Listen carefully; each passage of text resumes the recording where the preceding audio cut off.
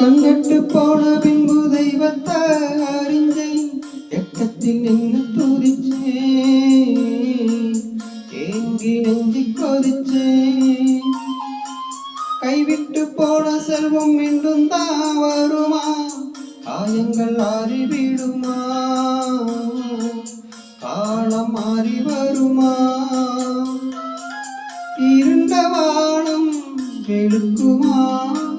நெஞ்சுக்கு அமைதி கிடைக்குமா?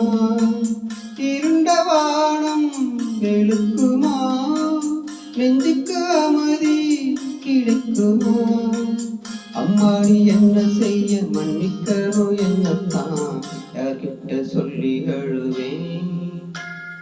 ராத்திரிக்கு கொஞ்சம் ஊத்திக்கிறேன், அந்த மனச கொஞ்சம் தேத்திக்கிறேன்.